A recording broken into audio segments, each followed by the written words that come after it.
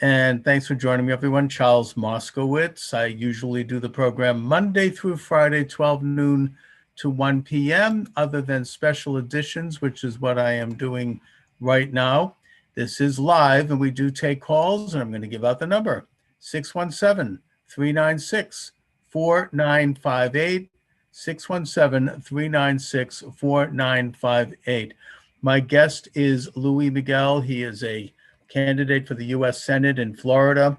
He's an activist, he's a columnist, he's a writer. Luis, thanks for joining me today. Thank you. Thank you, Charles. I appreciate the invitation to be here with you. And by the way, it's Luis, typically. Luis, thank you very much. You are openly, unabashedly, and unapologetically a Trump guy, a Trump Republican. And I think that, or at least I hope, that you are a part of a growing movement around the country. What is going on the ground in terms of that movement in your neck of the woods and generally? Yeah, absolutely. Well, you're absolutely right. I'm unabashedly a supporter of the president and the platform that he ran on, that he won on, and that he was fighting for in his time in the White House. And what is the Trump movement, the America First movement, MAGA movement, whatever you might want to call it? The point is, it's about putting the American people first before the global elites. And that's why these elites in Washington, D.C., the establishment, hate him so much.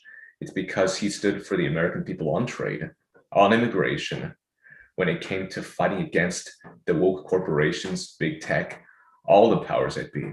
And that's exactly the banner that we're carrying forward right now. And it is a nationwide movement. We're seeing it all over the place. President Trump might not be sitting in the Oval Office at this minute, but you can rest assured that he remains a standard bearer of the Republican Party, of the conservative movement in America. Here in Florida, that's certainly the case, which of course is hugely Trump country. And what we're seeing is these grassroots candidates coming out, and people in many cases like me who have just been boots on the ground, activists, fighting for their communities, not career politicians, but all of a sudden these kind of candidates who in times past may not have even had a running chance because they don't have the establishment money or infrastructure behind them. Now these guys are giving the establishment incumbents a run for their money, or the establishment candidates, whoever they might be. And for sure, here in North Florida, we're seeing a huge insurgency of pro-Trump candidates in all parts of Florida. And I can tell you that for sure, because I've been traveling all around the state and meeting up with people, making connections. It is a huge movement. It's gaining momentum. And around the country, what we're seeing now is a shift in the Republican Party. And in essence, it can be described as a great awakening of sorts, in which, in large part, thanks to everything that happened over the last year and a half, many ideas, many things that people who are considered more of the grassroots folks, the things we were talking about, they were considered a little bit outside of the mainstream, have now entered the public consciousness. Mm-hmm. Tea Party folks, birchers, truthers have been talking about things like Agenda 21, the United Nations, Great Reset, globalism, the deep state, all these things. Formerly, the gatekeepers in the Republican Party considered these topics to be fringe conspiracy theory. Now, people have seen just how right these voices out of the woods were right all along, like Cassandra telling us what was happening for so long, being what's the word, ostracized. Now all of a sudden it's entered into the mainstream of the party. That's a good thing, of course. And what we have now in 2022 is a golden opportunity, assuming, of course, we can get our elections cleaned up before then, which I'm confident, at least here in Florida, we will.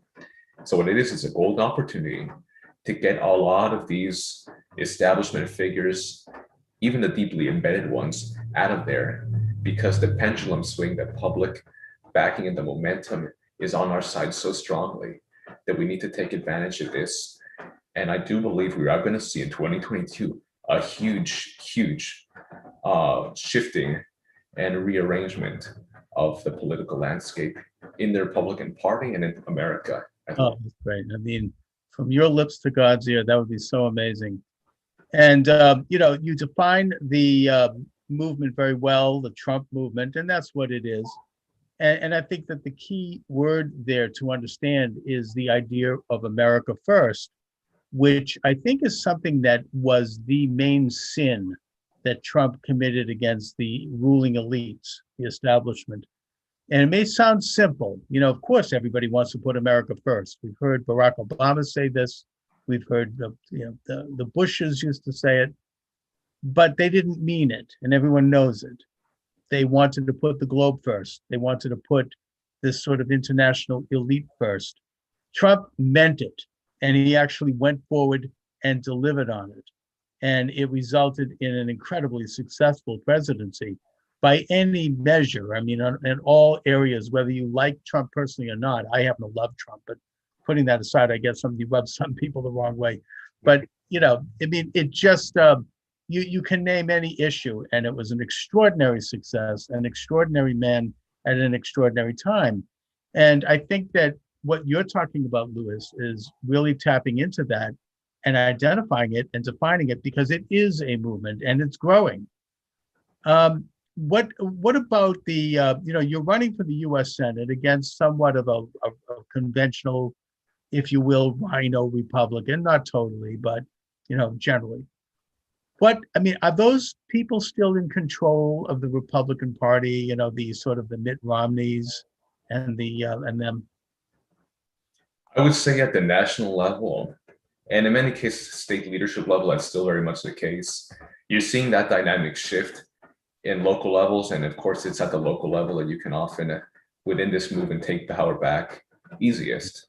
And I've met a number of state chairs of county GOPs that are patriots, and they've managed to win elections. Those elections are typically held at the end of every election cycle, and so you had an actual sweep in 2020 of many patriots getting to these leadership positions in their counties, but that takes time to kind of kind of move down the line into the state leadership and ultimately the national leadership.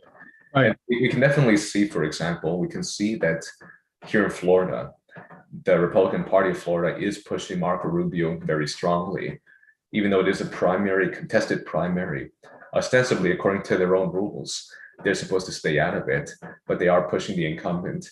Mitch McConnell, of course, has come out publicly and said that he will intervene in primary races in which he believes that these insurgent pro-Trump candidates are potentially going to knock out some of his traditionalist incumbents like Rubio. We have no doubt that he'll eventually step into this race. But I'll tell you one thing, what they have on their side, of course, is money, a lot of it, and they're good at raising money. But What they're doing is raising an army of patriots all throughout the state. And what many people who are perhaps just casual observers of this race have yet to realize is just how strong this movement is growing. We don't have Rubio's money at this point, but we do have hundreds of volunteers out there already. We're all over the state. We've built teams with county chairs and supporting teams in many of the key counties already in the state. We have a presence in every area of Florida. And so, what they don't realize is that there's only so much that money can buy. You can have money and name recognition, but the name recognition doesn't necessarily equate to popularity. And we can tell you very frankly, especially as we've been hitting up all kinds of events throughout the state, Marco Rubio is anything but popular. The vast majority of Floridians see right through what he did, be it recently with the election, for example. He had the opportunity to join the likes of Josh Hawley and Ted Cruz and a handful of others who are willing to not do it. Yeah.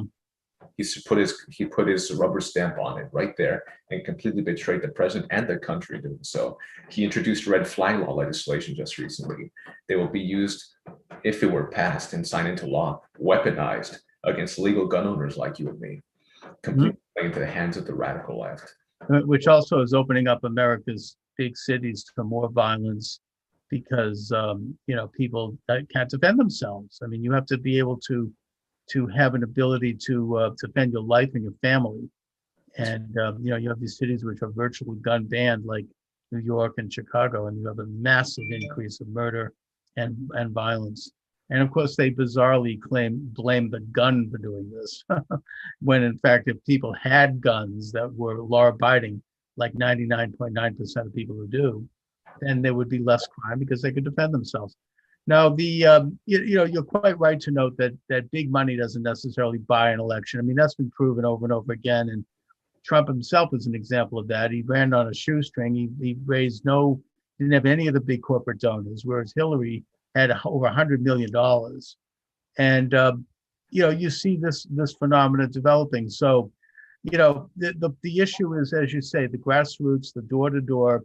We're living in an atmosphere right now where conservatives like yourself are being shadow banned and banned in big tech. So that is a problem. But at the same time, that can backfire. And there are ways to do an end run around that.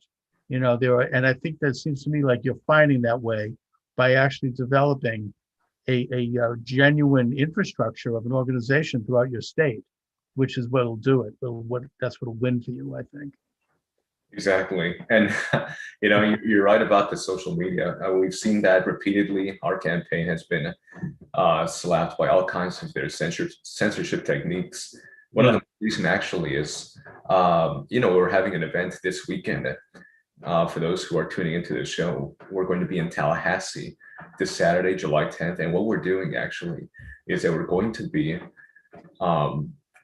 be peacefully petitioning on behalf of those who are being illegally and unjustly targeted by the feds, being put into jail because of January 6th. President Trump even brought attention to this issue in Sarasota over the weekend at his rally. He came out and he asked, why are people still sitting in jail for this? This is political targeting. In our own country, people are being held as political prisoners like they are in Cuba or Venezuela. It's an injustice. So we're going to be out there on July 10th in Tallahassee. And we've been spreading this out on many avenues, including Facebook. We're still on there because frankly, a lot of people are still on there, even though, of course, we've branched out to the non-establishment control alternatives. But we had a Facebook event, which had a huge number of responses to it, people going, people interested. And what happened just yesterday, we realized that Facebook, without any kind of warning whatsoever, deleted the event. They just deleted it. No, I mean, that's what we're all worried about. I'm worried. I don't know if I'm going to wake up tomorrow and find my station taken down. I mean, that's just the world we're in. Now, you bring up the fact that I think it's upwards of 400 or 500 people are being held in this big prison outside of Washington, D.C., simply for trespassing at the U.S. Capitol building. There were no violence. There was no guns. There was only one murder, and that was of Ashley Babbitt by a Capitol policeman. And there were a lot of lies around that to create a narrative that would damage Trump, and that also it stopped the legitimate contestation of the election in 7 states, including New Mexico, which was a Biden state. You had 7 states that had alternative delegates that, under the Constitution, they had the right to contest those delegations and hear the reasons why. This has happened in elections going way back. There's nothing new to that. And that process was stopped by the incursion, which is very suspicious to me in terms of who benefited by that incursion. Putting that aside, and I don't want to go too far into that because we will lose the channel. You now have, 400 or 500 people being held in prison for trespassing. These are not major charges. In some cases, in solitary confinement, there was evidence that people are being beaten. They're being called white supremacists, which is ridiculous and nothing to do with that. And they're not able to face their accuser. They're not able to face legitimate charges. It's like a third world country. What is this? I mean, it's like we're in Yemen or something. This is not, I would hope that liberals and people who used to care about these things on the left, civil libertarians, people who criticize the government's involvement in these kind of heavy-handed Gestapo tactics, if I might, would come up and join us in this one. I mean, this is not the America that we expect. And I find it particularly unseemly that you have an Attorney General, Merrick Garland, bragging, boasting about this. Oh, he's doing a national dragnet. He's pulling in some little old lady who walked into the Capitol. And by the way, most of them were let in by the Capitol Police. There's a lot of footage about that now. Now that I got that off my chest, I hope we don't get taken down. Getting back to the issues that you're talking about, Luis Miguel, you wrote an excellent article about critical race theory. And this is something that I think parents on both sides of the political spectrum are up in arms about. It's this kind of politicized Marxist propaganda that's worming its way into the school systems and polarizing young people. And it's really a despicable agenda to be going on. I mean, in our government-run schools and private schools, probably. What is it, and what do you say about it? Exactly. Well, critical race theory, and they can, no matter what guise or what label they attach to, ultimately what it boils down to is another form of cultural Marxism. It's simply an ideology that is designed, like all forms of Marxism, to destroy the natural, the existing social order, in this case here in the United States. And as traditional Marxism used class as the main instrument to sow divisions within society and create interclass warfare. What critical race theory does is replace it with race, and that's why it foments all this discontent between the races here in America. Accusations of racism. White people have the original sin of racism. Everyone else are victims who are being subjugated by those evil, devilish whites, etc., etc. But ultimately, the goal is the same. The goal is the same. It is to use this as a basis to sow division and so give the communists the opportunity to get into power and then begin to implement all of their totalitarian agenda. The totalitarian police state, the communist state, is the exact same goal, just by other means or means by other names. And that's what makes this so dangerous. That's why I applaud people like Governor DeSantis, who came out recently, not only said we're going to get critical race theory out of the classroom, but also, because there's an important thing also, quick interjection. But for so long, the Republicans complain and they preen, the fake Republicans, of course, not the patriots, but they complain, but they do nothing.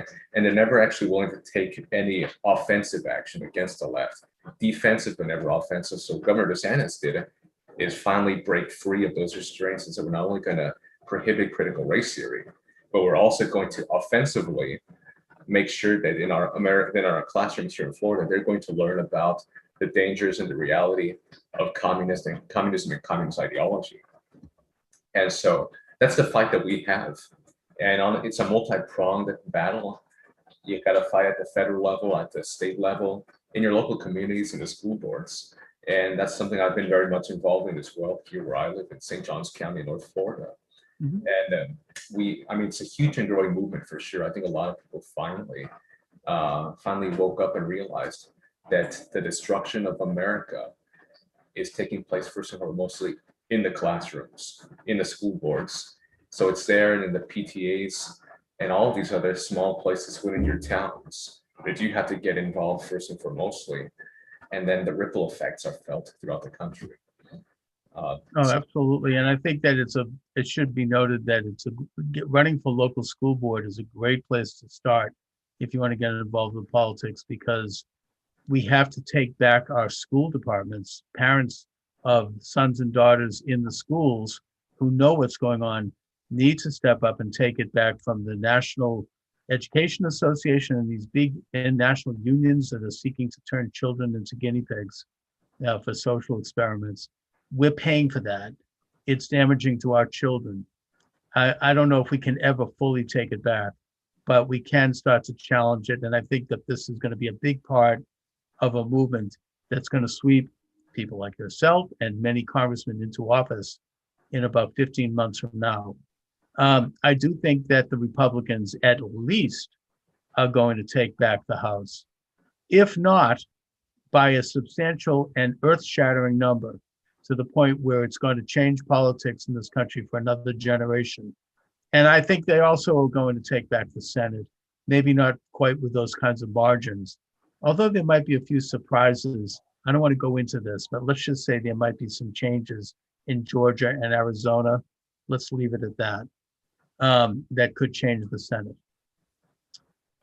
The U.S. Senate is debating a bill that's being put forth by the Biden administration that will change election laws in this country, a portion of which was just struck down by the Supreme Court, fortunately. But what H1 will do is it will federalize elections. People need to realize that elections are state-run, that all 50 states have an election every 2 years, and that the 50 states vote for president, not the federal government. This is a radical proposal. It will codify some of the irregularities, let's put it that way, that occurred in the last election. And that you have state legislators who, under Article 2, Section 2 of the Constitution, are the authorities to make election laws. They're making election laws. They're making reforms. It's too late for 2020, but they're doing it. And they're under incredible pressure by the ruling class to not only not do this with all kinds of ugly charges and false charges made against them, but they're trying to reverse the whole game by federalizing the election. What can we do about that, Louis? Absolutely. Well, we have to hold the line against this, first of all. And we see everything that they would, like you said, they're trying to codify is just to make the stealing of future elections that much easier. I mean, first of all, the thing with the mail-in voting, all of us realized from the get-go that they were going to use it as an instrument to facilitate the voter fraud. And it wasn't rocket science, and yet you still inexplicably had. Let's be careful not to use the F word. Oh, yeah, that's right. Let's just say that they were mailing ballots out unsolicited, okay? And it ran against state laws, particularly in the state of Michigan, where you had a Secretary of State who was just simply lowering the standards and not asking for signatures. I mean, there was all this kind of stuff going on. I don't know if we want to go too deeply into that because, again, this is verboten, if I might say. But let's just say that you're not going to support a federalization of the election. You're going to want to maintain the states' rights to conduct their election affairs. That's right. And the big thing about that also, just to kind of summarize that, is that ultimately you have to preserve the state and decentralized nature of the elections. It was written like that by the framers for a reason, because we're a nation, or should I say our republic was founded on states' rights, and the sovereignty of the states has to be preserved. And what the communists, and I always call them communists because they are communists. They are. And so what their goal has always been all this time has been to create a centralized government. No. What they want is totalitarian power, and that's so much easier to do when you have government centralized in a single entity rather than divide into 50 states, divide into your localities. And so, of course, what they want to do is to completely erode the autonomy of the states. And so that's one of the reasons, one of many for which they're doing this now. Yeah. Eliminate all distinctions between them, the safeguards that are in place when you have the power divided. And so it has to be stopped, absolutely. And it's been a huge failure. Honestly, there's the enemy and the enemy that you don't know. There's the Democrats who have openly been advocating all of this tyranny for decades. But then you had the Republicans who, even all the time that they were in power throughout the decades, refused to do anything proactively to nip the issue in the bud. And the time is shortly running out. But again, it's going to take a combined effort between not only federal patriots in Washington, but also at the state level. We got to do a whole lot of fighting if we want to preserve the integrity of our elections, for sure. Oh, absolutely. Now, there's an issue that's coming out. Actually, I read about it today in the Gateway Pundit, that apparently Nancy Pelosi is setting up police offices in Florida and in Texas under the guise that Congress people need to be protected from, quote unquote, insurrectionists. Now, she's not talking about Antifa or BLM. We know that. We know who she's talking about. And in 2016, candidate Barack Obama talked in a speech he delivered in Colorado, called for a national police force because he felt that there were domestic threats that would warrant that. That is not the American system. It was rejected by both left and right at the time, and it kind of went away. And I think it's coming back now with Pelosi operating in a power vacuum since the president is disabled, is now moving into this direction. Now, this is the hallmark of a fascist state. I mean, the Gestapo was a national police force. The Soviets had the Cheka. The Communist China has a national police force. You look at other, authoritarian systems. That's not the American approach to law enforcement. The American, in the United States, the highest ranking law enforcement officer is the county sheriff, who is usually elected, and you have local policemen and police agencies operating under the guise of the mayor or the elected city council. You don't have a national policing outfit. This is really frightening and really, really concerning. And I hope that this is one of those issues that left and right can come together on. I mean, I think, Louis, for example, candidates like yourself can form coalitions with people like the Bernie Sanders people, right? People who actually used to care about these things, and maybe might care about them again if they think about it. But this is a big issue, in my opinion. What do you think? Yeah, absolutely. And in part, that's what all the BLM stuff over the last year or so has been about. The whole defund the police movement, the all police are pigs and all that kind of stuff they've been spewing out. I mean, that served them, that whole movement, the violence, the riots, it served their ultimate aims in many ways. But part of it was that they want to destroy the credibility of local police forces, police departments, sheriff's offices, by accusing them of all of being corrupt, carte blanche, of being evil and unaccountable, untransparent. And so that creates this demand for, we need greater accountability. We need the federal government to come in and nationalize police in order to make them more accountable, in order to root out the racism and the injustice inherent in the system, and thereby make the building blocks of demand for, like you said, a national police force, which again, perfectly said, is the hallmark of fascism, which they claim to be so vehemently against.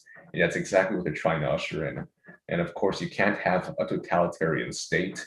You can't keep the people under your thumb in a dictatorship unless you have a national police force to do it. And that's why it's so important that we support our local police and we fight back against all this stuff that's coming down. And at the end of the day, it is your local police, be that a sheriff or a police department, that is going to either be the preservation or the destruction of your rights and liberties. If you have a communist sheriff in office, and unfortunately there are some out there.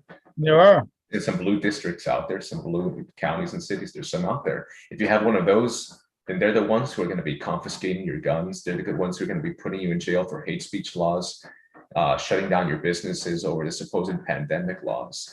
But if you have a true constitutionalist in there, then at the end of the day, Washington, they can pass whatever kinds of unconstitutional stuff they want. If you have a constitutional sheriff, then they can also hold the line and prevent any of that from getting implemented on the people. So again, we have to support our local police by all means necessary. By all means, and we need to understand who our local officials are, our sheriffs, our district attorneys. There is a very wealthy leftist, multi-billionaire, I'm not going to mention his name, I think you know who I'm talking about. It rhymes with the Yiddish word Soros, who financed a lot of these sheriffs and secretaries of states and district attorneys who are involved in terrible corruption now and authoritarian action. We have to know who they are, who financed them, and we have to oppose them on issues because he understood where the power lay. That's why he did that. And he was no dummy. So, we're up against a very coordinated and concertized attempt to erode and undermine American freedom is what it comes down to. All right, Luis Miguel, we've covered a lot of territory. I don't want to overload people. I'd like to have you back from time to time and follow your campaign. Very exciting. I wish you the very best. Let my listeners and viewers know where they can reach you and how they can help and where you want to send them. Absolutely. Well, like I said earlier, we're building an army of patriots, and we've got people all throughout the state, but we can always use more boots on the ground, more American patriot Christian soldiers who are willing to take this country back. So be sure to visit luismiguelforsenate.com. Again, that's luismiguelforsenate.com, and you can find out more about me there. And also fill out the contact form if you want to get in touch with our volunteer team or make a donation. Thank you very much, Charles, for having me on the program. It's a privilege to be here with you. Thank you, Louis. It's been a great pleasure. Let's do it again soon. And good luck and God bless you. God bless.